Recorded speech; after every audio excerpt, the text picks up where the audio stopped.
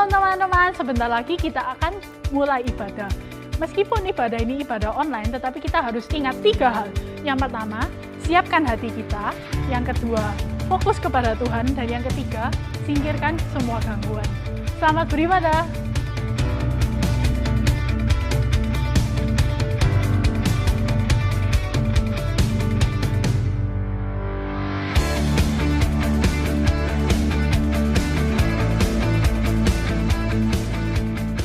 Shalom semuanya. Mari hari ini kita mau beribadah, kita mau memuji dan memuliakan nama Tuhan. Mari saya ajak untuk kita semua berdiri. Kita mau sama-sama bernyanyi, melompat untuk Tuhan.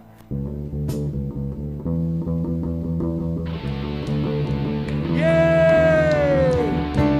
Tiba saatnya kita mau berkumpul bersatu untuk memuji nama Tuhan.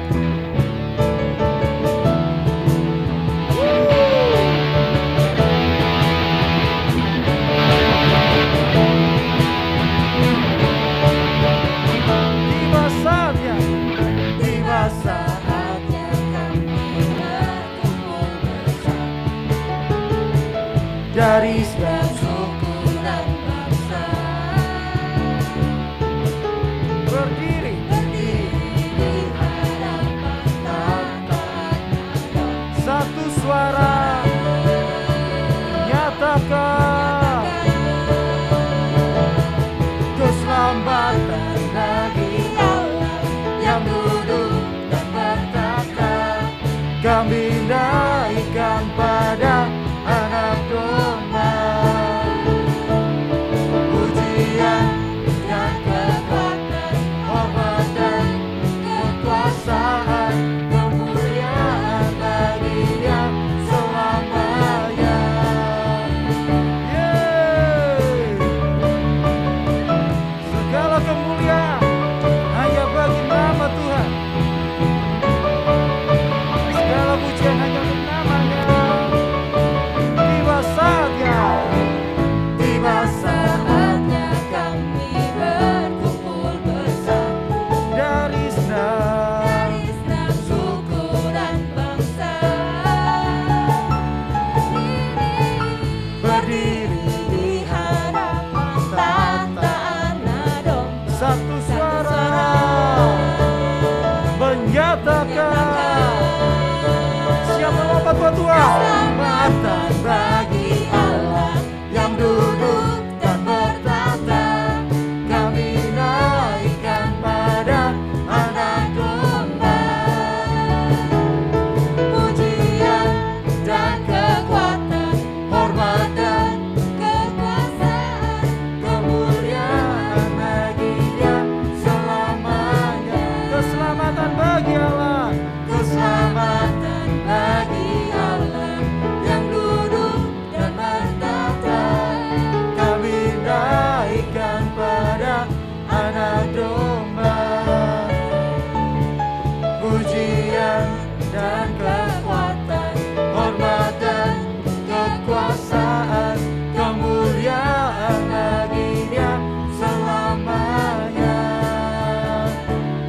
Kemuliaan bagi Dia selamanya.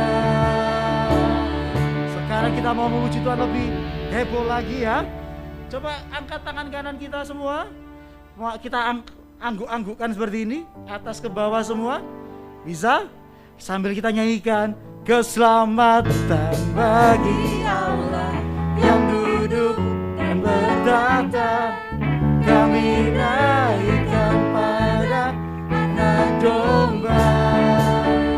Pujian dan kekuatan, hormat dan kekuasaan, kemuliaan bagi Dia selamanya.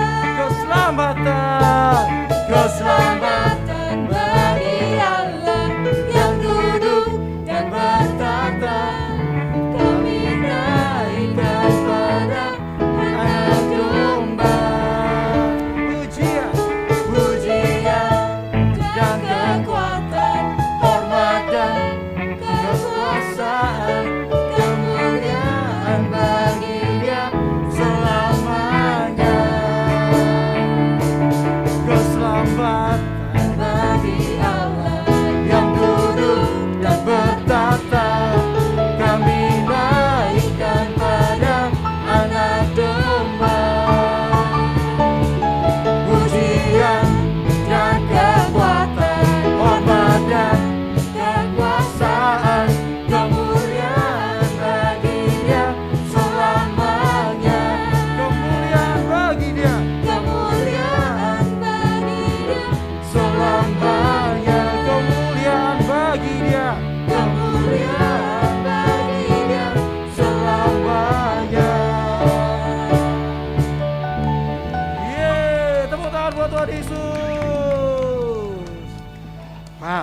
keselamatan bagi dia. Dan hanyalah dialah pilihan kita semua sebagai juru selamat kita. Mari kita mau bersama-sama memuji Tuhan lebih semangat lagi. Kita mau bersyukur.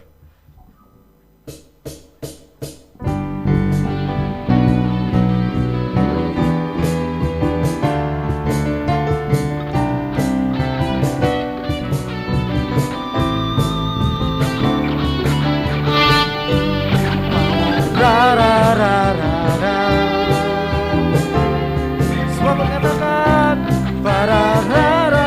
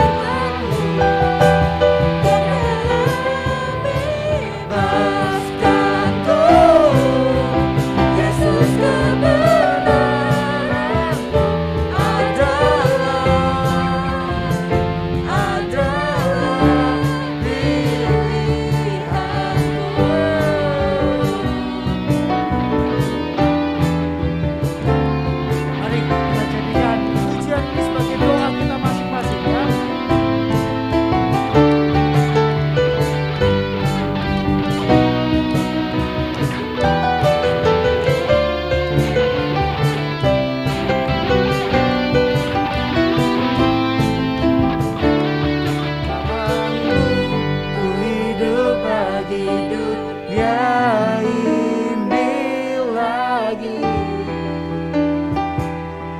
Tak ingin kompromi, tak ingin lakukan hal yang dapat dekatkan hatimu. Tak mau ku hidup di luar tutur kata pintamu yang telah bebaskanku. Yesus, kebenaranmu adalah pilihanku.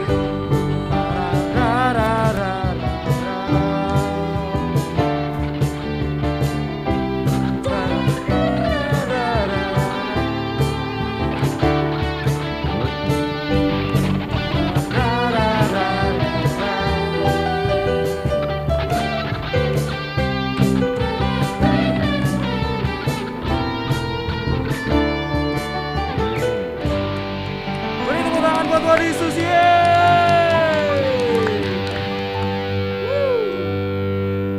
Mari saatnya kita mau menyiapkan hati kita mau mendengarkan firman Tuhan, kita mau bersyukur atas karya terbesar yang Tuhan Yesus telah berikan untuk kita semua. Sungguh kasih yang terindah untuk setiap kita.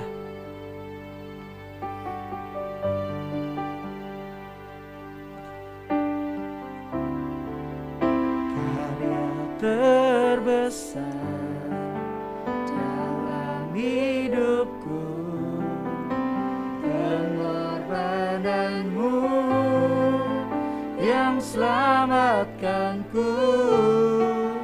Engkaulah harta yang tak ternilai, yang ku miliki dan ku hargai. Yesus, Engkau karya terbesar,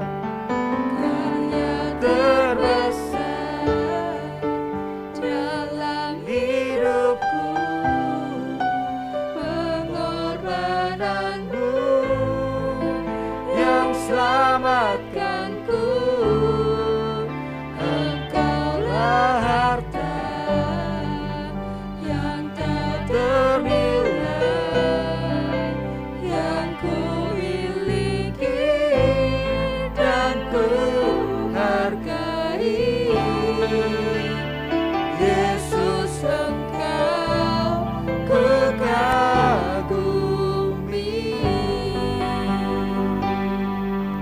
Sungguh Kau, cintamu, karyamu sungguh terbesar.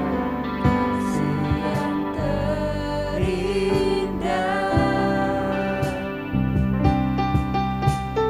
hati yang mulia, hanya ku temukan di dalammu. Yesusku, pujian dari hatiku, selalu di setiap waktuku. Tiada pernah berubah.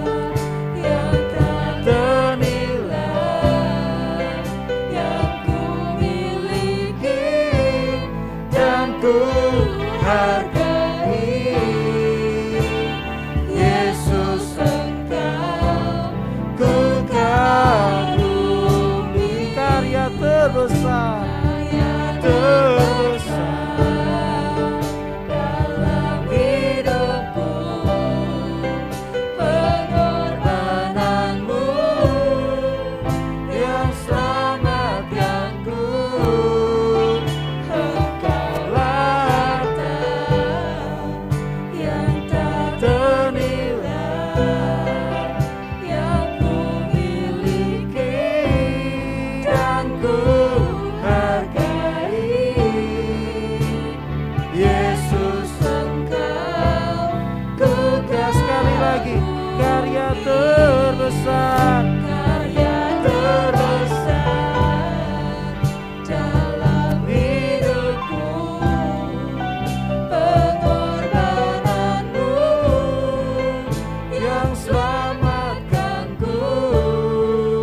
Engkau harta yang tak ternilai, yang ku miliki Dan ku hargai. Yesus Engkau ku kagum. Yesus Engkau, Yesus Engkau ku kagumi,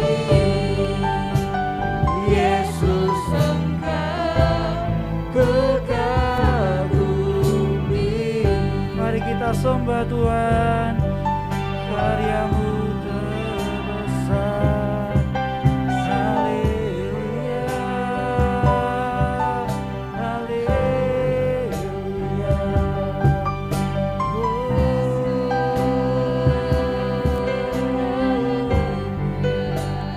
Terima kasih Tuhan, kasih-Mu terindah, karya-Mu terbesar. Haleluya,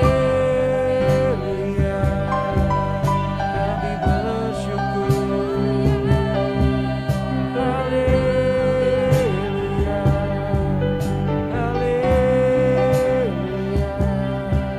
haleluya,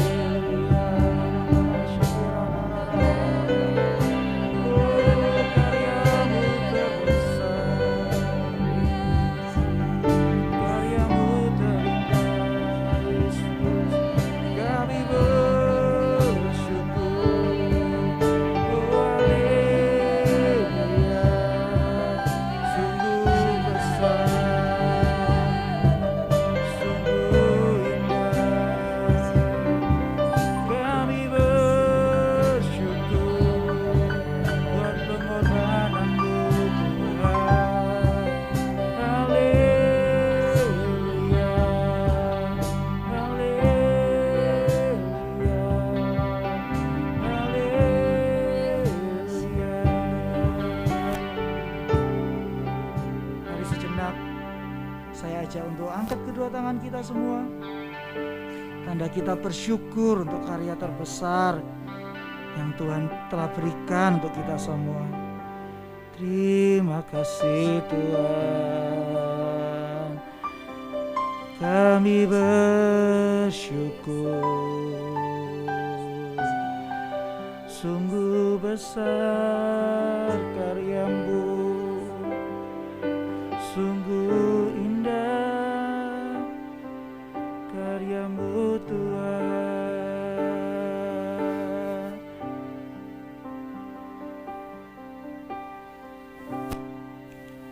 Sungguh besar pengorbanan-Mu bagiku, terlalu dalam untuk dimengerti. Sungguh besar, sungguh indah, indah yang Kau pikirkan tentangku, tak terselami bagiku. Sungguh indah, sungguh besar, sungguh besar pengorbananmu bagiku, terlalu dalam untuk dimengerti.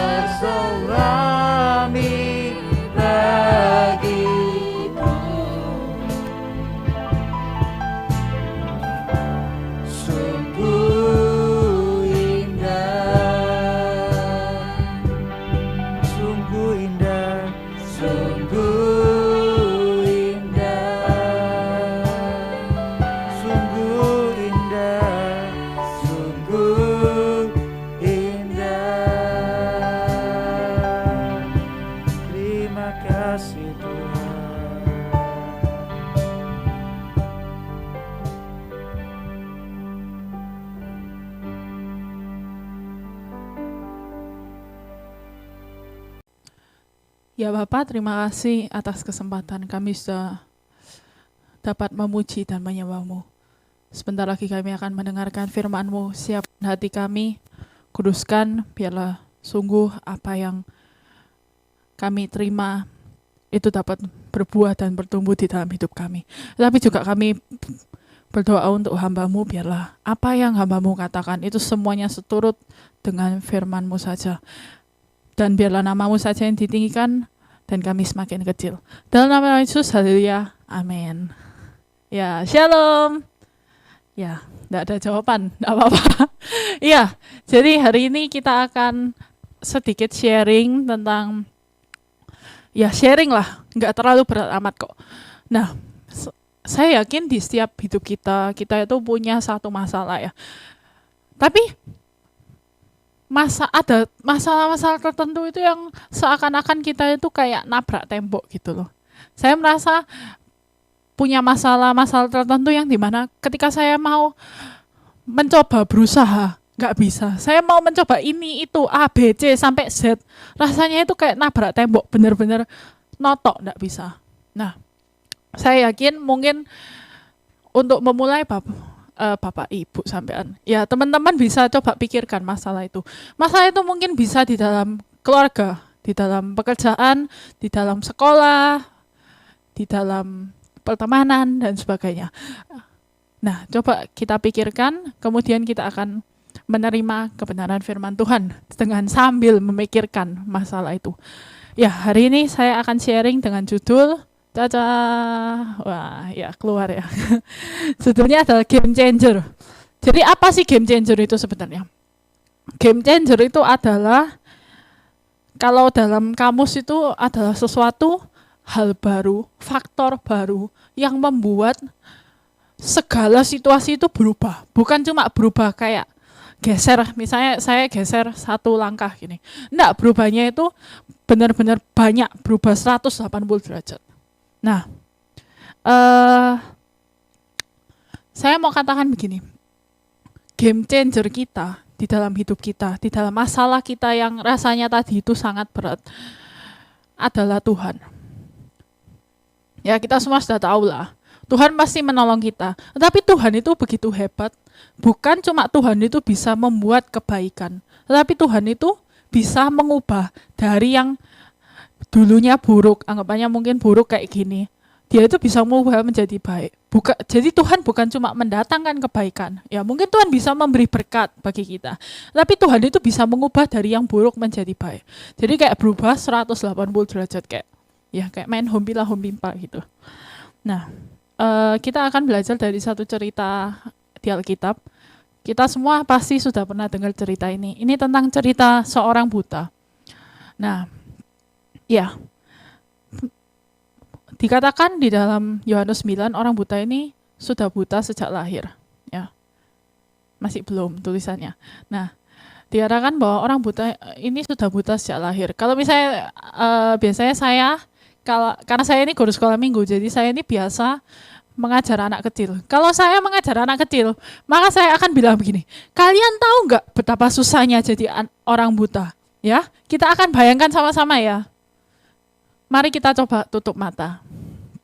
Bayangkan dari kita lahir sampai kita dewasa, mungkin berumur 18 tahun, 19 tahun, 20 tahun, 30 tahun, kita nggak bisa lihat apa-apa, yang bisa kita lihat cuma hitam.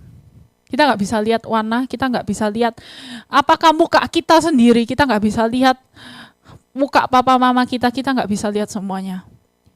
Nah, oke, boleh buka mata. Ya, jadi bayangkan selama dari awal lahir ya, ini dari awal lahir hingga sampai dia dewasa, dia nggak bisa lihat apa-apa. Nah, sebelumnya kita akan skip, coba kita lihat di Yohanes 9 ayat 25.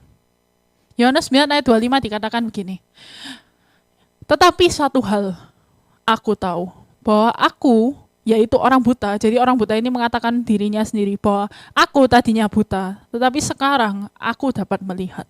Nah, jadi kita akan belajar bagaimana proses dari buta menjadi bisa melihat. Apa yang terjadi di tengah-tengah itu? Nah, kita akan belajar 3 poin. Yang pertama, poinnya yaitu bahwa God put everything for a reason. Apakah artinya ini? Tuhan itu menaruh segala sesuatu dengan alasan. Suatu hari orang buta ini seperti biasa ya, karena zaman dulu orang buta itu hampir tidak bisa ngapa-ngapain karena dianggap orang catat. Sehingga ya kerjaannya ya mungkin nganggur ya.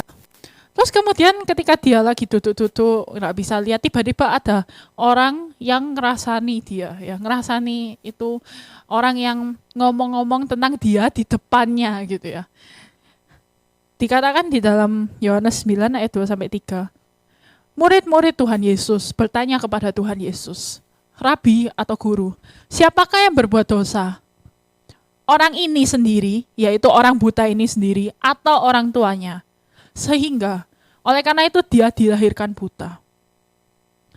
Nah, kemudian jawab Yesus menjawab gini, bukan dia, bukan orang buta ini, bukan juga orang tuanya. Tetapi karena pekerjaan-pekerjaan Allah yang harus dinyatakan di dalam dia. Saya yakin kita semua ini punya hal-hal yang tidak baik, hal-hal yang merasa seperti, aku kok nggak terima aku dilahirkan kayak gini. Mungkin kalian nggak terima kalian dilahirkan di keluarga yang tidak baik, atau keluarga yang nggak sekaya orang lain, atau kalian nggak terima dilahirkan karena dengan kondisi tubuh seperti ini, mungkin terlalu tinggi atau terlalu pendek. Atau kalian nggak terima, aku kok gampang gendut ya, makan sedikit gampang gendut. Aku kok nggak atletis ya, aku kok nggak pinter ya, kenapa kok banyak orang itu jenius rasanya, kenapa kok aku biasa-biasa aja. Tapi kita harus percaya, sama seperti kata Tuhan Yesus tadi, bahwa kekurangan-kekurangan kita yang kita punyai, misalnya saya merasa tinggi itu bisa jadi kekurangan, bisa jadi kelebihan. Kalau saya selalu menganggap itu kekurangan terus, Tuhan Yesus mengatakan apa? Kamu dilahirkan seperti ini, itu bukan salahnya siapa-siapa.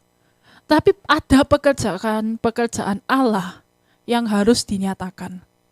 Jadi Tuhan itu mengatakan bahwa sudahlah, kalau emang kita punya kekurangan, Tuhan itu menaruh segala sesuatu di hidup kita, itu ada alasannya. Mungkin kita semua sudah tahu ya, oh iya aku tahu lah, tapi kita belum benar-benar menghidupi di setiap sisi-sisi kecil kita, sisi-sisi kecil hidup kita.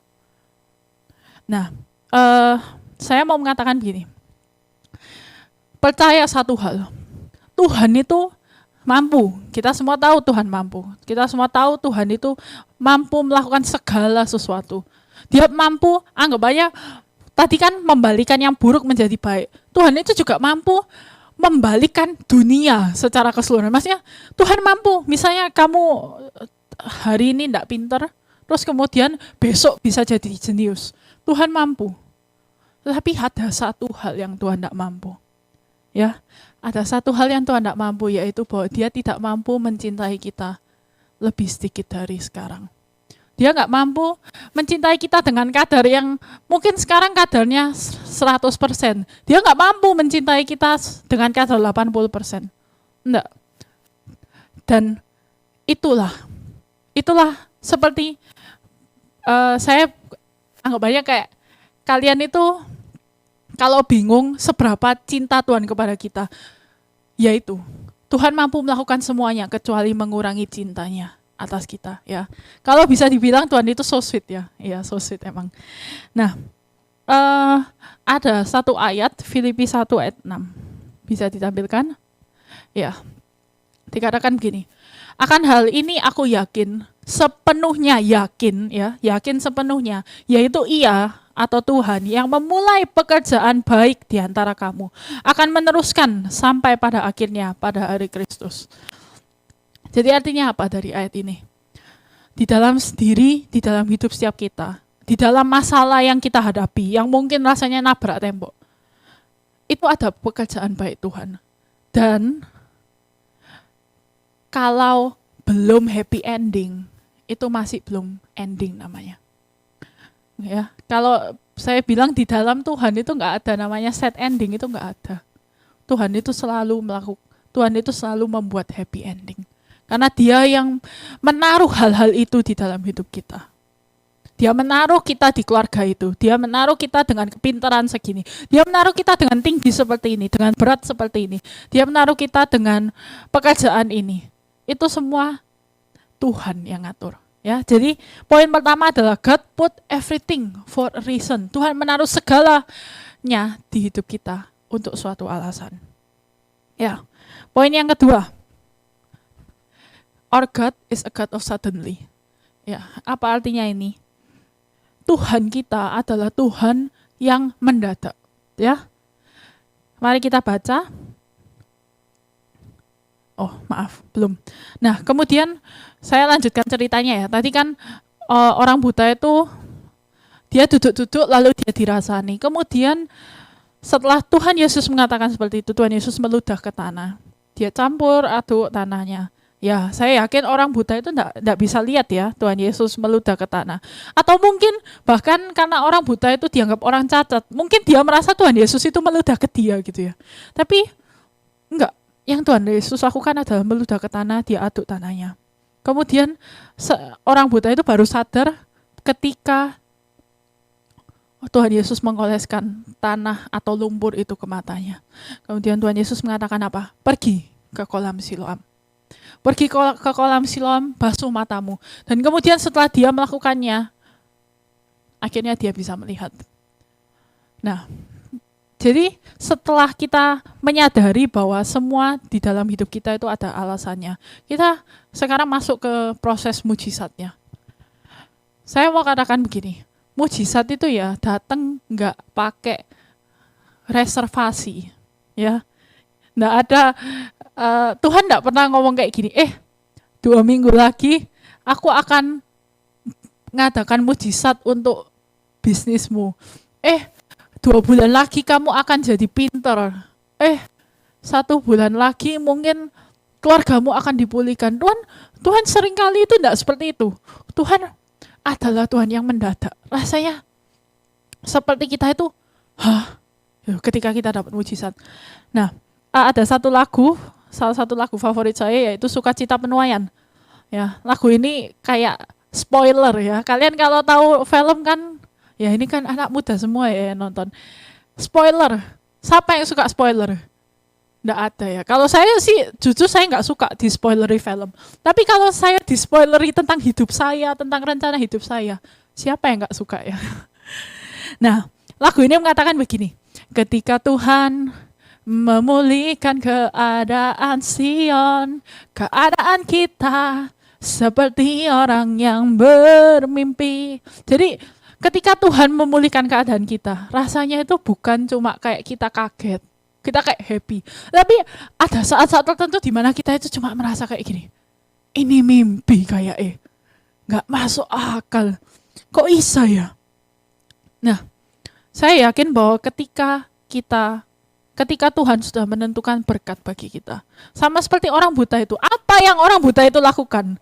Orang buta itu loh cuma duduk diam, ya. Bahkan dia nggak ngapa-ngapain. Tetapi ketika berkat itu memang waktunya sudah tiba, kita itu nggak perlu teriak-teriak. Ya, kita nggak perlu teriak-teriak, kita nggak perlu berpuasa, memohon, Tuhan aku butuh berkat-Mu. Ya, Tuhan tolong gini. Boleh berdoa itu. Tetapi ketika mujizat Tuhan datang itu bukan karena teriak-teriak kita. Mujizat Tuhan datang bukan karena, doamu sangat-sangat tulus, atau, doamu itu sangat-sangat panjang. Mungkin kita berpuasa 1 minggu. Nggak, mujizat Tuhan bukan datang karena itu. Mujizat Tuhan itu datang karena memang sudah waktunya. Berkat Tuhan itu sempurna. Sempurna itu berarti secara apa saja, secara timing, secara waktu, secara ukuran, secara kualitas. Berkatnya itu sempurna, bahkan berkatnya itu bukan menjatuhkan kita, tetapi malah ketika kita mendapat berkat itu, kita sadar, oh ya, ini semua karena Tuhan. Nah, mari kita baca Yohanes 9 ayat 38. Katanya, kata orang buta ini, aku percaya Tuhan. Lalu ia sujud menyembah Tuhan Yesus. Nah, ketika orang buta ini disembuhkan, dia bisa melihat. Berkat itu datang secara tiba-tiba, dan berkat yang Tuhan berikan, itu bukan malah menjauhkan dia dari Tuhan, tetapi mendekatkan. Sehingga dia akhirnya apa? Dia bilang, aku percaya. Ya, aku percaya. Oke, kita cepat masuk poin yang ketiga. Nah, poin yang ketiga adalah praise God. Ya, siapa yang tidak tahu ini, ya praise God adalah puji Tuhan. Jadi setelah orang buta itu melihat, orang buta itu jadi selebritis kota. Semua orang penasaran, kok bisa? Kok bisa ya? Semua orang itu kayak, wih, hebatnya, apa yang terjadi? Apa yang terjadi? Semua itu kayak gosip-gosip gitu ya. Dan mari kita baca di Yohanes 9 ayat 31. Jadi ini orang buta ini ceritanya mewawancarai, ya, dia mewawancarai dia diwawancarai oleh orang Farisi. Orang Farisi tanya, apa yang terjadi sama kamu? Kemudian orang buta itu menjawab gini, kita tahu ya bahwa Allah tidak mendengarkan orang-orang berdosa, melainkan orang-orang saleh dan yang melakukan kehendak-Nya. Next. Dari dahulu sampai sekarang tidak pernah terdengar bahwa ada orang yang memelekkan mata orang yang lahir buta. Next. Jikalau orang itu, jadi orang itu Yesus. Jikalau orang yang menyembuhkan aku dari penyakit buta ini bukan dari Allah, maka Yesus tidak dapat berbuat apa-apa. Jadi ketika orang buta ini ditanyai, apa yang terjadi? Apa yang terjadi dengan kamu? Orang buta itu tidak bilang, oh ya karena aku hebat, karena aku bisa. Seperti mungkin masalah-masalah yang kita hadapi, jangan sampai kita merasa, oh semua masalah ini loh selesai karena aku. Ini semua loh bisa karena aku. Karena aku hebat toh. Karena aku berusaha. Karena aku berusaha mendapatkannya. Tapi enggak, orang buta ini berkata bahwa semua yang dilakukan, yang menyembuhkan itu bukan dia sendiri, tetapi Yesus. Yesuslah yang menyembuhkan. Ya, perhatikan mungkin bisa dibaca ulang nanti Yohanes 9 ayat 31 sampai 33. Tidak ada kata aku, tidak ada kata yang menyebutkan aku melakukan sesuatu. Aku begini. Semuanya itu tentang apa? Tuhan, Tuhan, Tuhan dan Tuhan. Ketika Tuhan itu menjadi game changer kita, sama seperti orang buta itu. Orang buta itu mengalami Tuhan menjadi game changer. Dari yang dulu awalnya buta menjadi melihat. Ketika Tuhan menjadi game changer kita, yang kita bisa lakukan itu cuma satu. Yaitu kita harus kredit Tuhan. Kita harus mengatakan, oh iya, emang Tuhan kok. Soalnya emang kita nggak ngelakuin apa-apa. Nah, kemudian setelah kita belajar praise God, mungkin saya akan kasih tips-tips praktis ya. Bisa ditunjukin. Nah, yang pertama adalah datang kepada Tuhan dengan ucapan syukur. Setiap kali kita berdoa, saya itu selalu diajari sama papa saya bahwa kita itu datang kepada Tuhan. Kita berkata, Tuhan, terima kasih. Terima kasih untuk apapun. Mungkin hari ini tidak ada yang baik, tetapi kamu masih bernafas pada saat kamu berdoa. Jadi terima kasih, aku masih bisa hidup. Terima kasih aku punya keluarga. Terima kasih aku masih punya tempat tinggal. Kita harus berterima kasih. Baru kemudian kita bilang, Tuhan, aku punya masalah. Begini. Jangan langsung, Tuhan, aku punya masalah. Dalam nama Tuhan Yesus, haleluya, amin. Nah, menurut saya itu bukanlah doa yang baik. Karena memang ucapan syukur itu sangat-sangat berkuasa. Ada satu lagu dikatakan, seharusnya aku datang. Jadi refnya mengatakan begini, seharusnya ku datang dengan segenap rindu dari lubuk hatiku, dengan hasrat yang tulus, karena ku cinta padamu dan tak hanya memikirkan berkat yang kau berikan, sungguh hanya karena ku mengasihimu Yesus. Jadi kita datang kepada Tuhan bukan cuma minta berkat, bukan cuma minta masalah diselesaikan, tapi mari kita memuji Tuhan. Lalu yang kedua, bersyukur atas segala hal.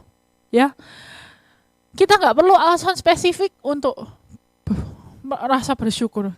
Kita nggak perlu mendapat berkat uang 1 juta baru kita bersyukur. Kita bersyukur karena kita itu sudah diselamatkan. Itu sudah, saya bilang penyelamatan sendiri itu ucapan syukur kita sepanjang hidup kita itu tidak bisa menyamai dengan harga yang Tuhan bayar. Dan yang ketiga adalah hitung berkatmu sebelum tidur. Sebelum kita tidur malam, mari kita coba latihan. Ayo kita hitung apa yang terjadi di dalam hari ini, apa yang bisa aku syukuri, apa pekerjaan Tuhan yang baik.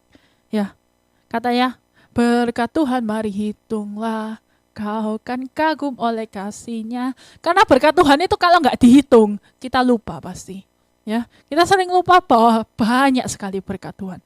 Nah, mungkin saudara-saudara di sini mikir, ini sharing hari ini itu agaknya tidak masuk akal.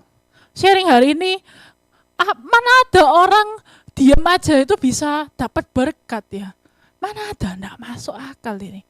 Ini enggak masuk akal. Nah, oleh karena itu saya mau bersaksi sedikit ya. Jadi saya ini punya bisnis. Saya punya bisnis kecil-kecilan sih. Saya tuh punya bisnis undangan. Dan bisnis undangan ini biasa aja. Kalau saya bilang rame sekali, ya enggak. Ya. Saya yakin saudara-saudara, teman-teman sekalian juga punya lah bisnis. Atau mungkin enggak punya bisnis tapi punya sesuatu yang diperjuangkan. Dan bagi saya, bisnis ini adalah masalah terberat saya. Ya. Kalau saya bilang secara akademis saya bisa. Kalau misalnya secara pelayanan saya juga bisa. Maksudnya bukan berarti bisa nemen ya, tapi saya bisa latihan untuk pelayanan itu. Ya misalnya kayak sharing hari ini, saya latihan, bisa tambah lama tambah lancar. Tapi bisnis ini, saya latihan, saya ngelakuin apapun juga, itu enggak bisa. Dan saya merasa, Tuhan, bisnis ini kayak notok tembok. Bertahun-tahun saya merasa, bisnis ini kayak notok tembok. Bahkan saya sempat mencoba kayak ikut kayak Tokopedia gitu, tapi bukan Tokopedia, platform lain. Dan di platform itu saya nggak diterima jadi seller. Ya bayangin, saya tuh sampai waktu itu saya minder sih. Saya merasa kayak, kayak gini ya nggak bisa. Berarti ancen bisnisku ini bobrok ancen. Saya bilang seperti itu. Dan kemudian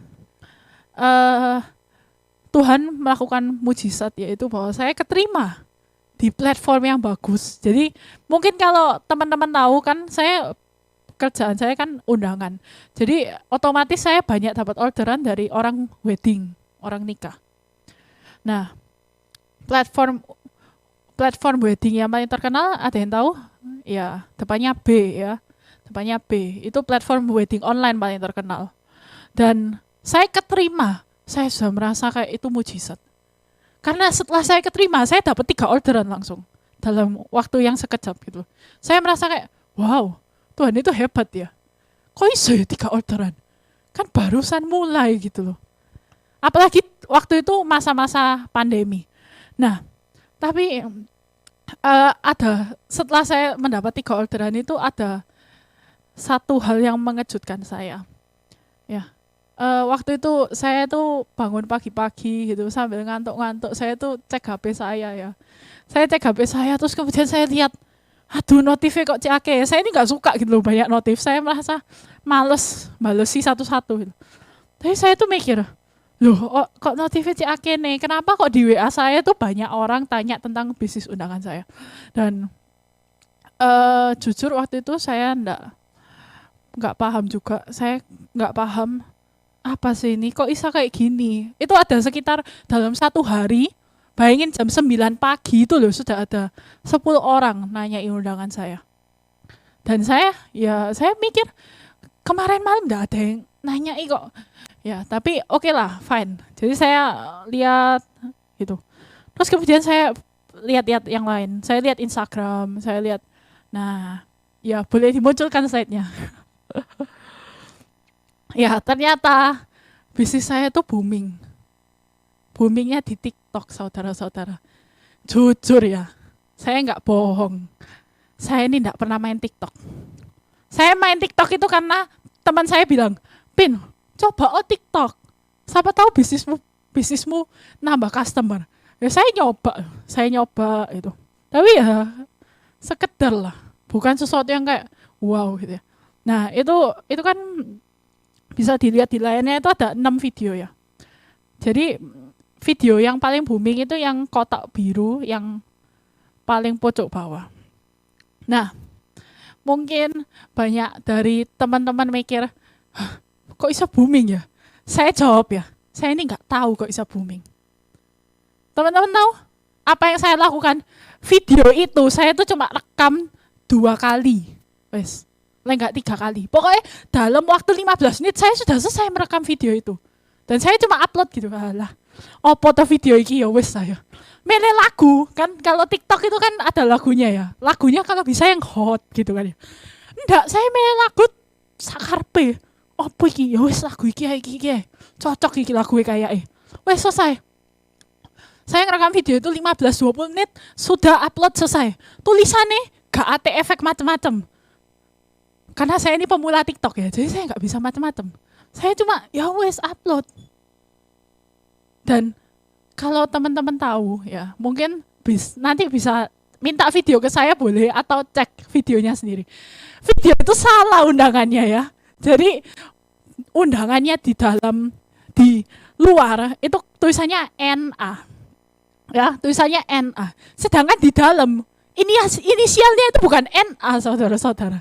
Jadi bagian luar sama bagian dalamnya itu beda nama. Tapi dari sini saya itu belajar bahwa ketika Tuhan mau memberi berkat atas masalah yang teman-teman hadapi, mungkin ngerasa masalah itu kayak notok tembok. Ya saya juga merasa seperti itu. Bisnis ini 2-3 tahun tidak ada orderan ya. Sudah 2 tahun tidak ada orderan dan saya merasa aduh bisnisnya harus dibuat lah. Tapi tiba-tiba Tuhan langsung boom. Pagi itu saya cuma kayak saya sadar apa arti lagu itu sebenarnya, bahwa apa yang Tuhan berikan itu kadang itu kayak ngimpi. Ya, kalau saya cek sekarang memang undangan saya nggak booming itu ya, nggak sampai puluhan juta yang lihat. Tapi undangan saya tuh sampai sekarang dilihat 1,1 juta kayaknya orang di TikTok. Dan jujur kalau saya bilang lucu sih. Saya tuh video ya asal, lagu ya asal, video pakai HP. Sudah gitu videonya itu keburu-buru. Kenapa keburu-buru? Saya masih ingat waktu video itu keburu-buru karena sudah mau malam, nggak ada cahaya matahari. Jadi saya cepet-cepet saiso ya wes. Nah, sudah gitu undangannya salah lagi. Kok ya iso booming loh. Ya itulah. Kalau saya katakan, ya itu apa yang Tuhan sediakan bagi kita. Jadi ketika kita memiliki masalah, jangan menyerah. Tetap berdoa, tetap berusaha. Lakukan yang terbaik. Meskipun seakan-akan rasanya notok tembok, tapi kita harus percaya bahwa Tuhan, kalau wes Tuhan campur tangan itu ya, wes gampang lah. Sungguhan. Bahkan justru dari bisnis TikTok ini ya, saya tuh Instagram saya itu dulu followernya 100 ya. 100 itu dengan susah payah saya mengumpulkan. Dengan TikTok ini bisa langsung dalam 1 hari jadi 500. Ya. Sedangkan TikTok saya dalam 1 hari jadi 4.000 followernya.